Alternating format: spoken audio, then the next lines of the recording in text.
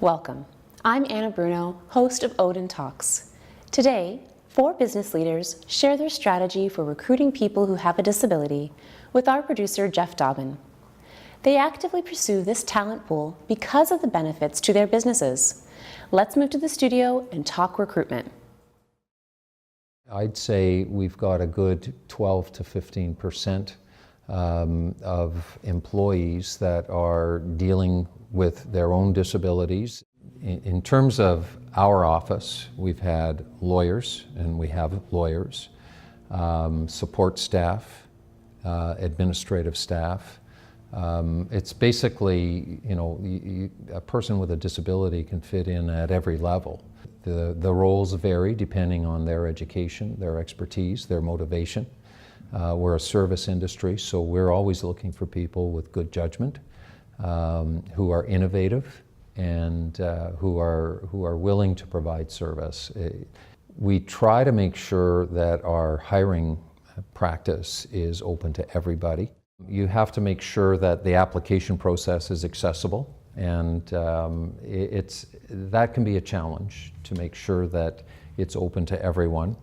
And then you need to ensure that the expectations of the prospective employee are well defined, just as you would for any employment position.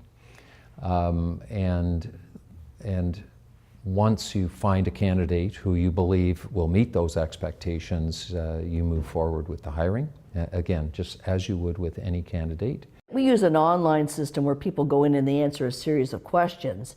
And so some of those questions would disqualify folks with disabilities. And so, and the way in which we conducted some of the interviews, we've made adjustments to that to make it a more open process for everyone. And I think that helps us, not only with people with disabilities, but with everybody. I mean, I think you need to be continuously reviewing those approaches and modifying them to make them easier and easier for folks to navigate. Yeah, it's something that we try to actively pursue to make sure that, we're an equal employer. We always promote that. So we promote people with a disability to apply, and we make it simple as possible. Like, even if the job requirement needs like extensive reading or extensive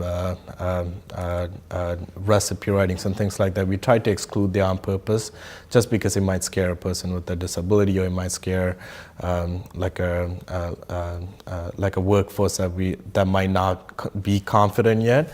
So we're working on the process. We have a big project team in the US and Canada looking at the overall process of self-declaration or but how do we make people comfortable to do it? That's the most important part, and that's what we're focusing on. We want them to know that they're welcome to come in and work with us. We want them to know that we're happy to do whatever we can to make them successful. We as a leadership team want to know, like at the unit, the hiring manager would want to know how they can help you be successful. They don't need to know what the disability is, they just need to know what you need to be successful. So whatever accommodations or adjustments are required, we provide adjustments for employees every day in all of our business for many, many different reasons.